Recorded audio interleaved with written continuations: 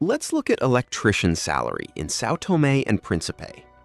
The average salary of an electrician in Sao Tome and Principe is $3,000 a year. After tax, that average electrician pay drops to $2,600, which means your take-home pay is roughly $217 each month.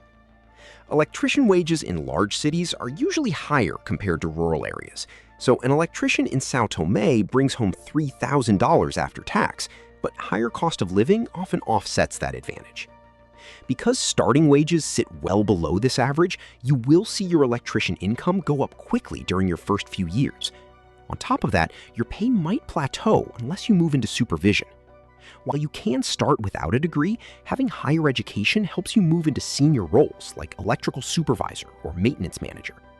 On top of that, international employers pay noticeably more than small local firms.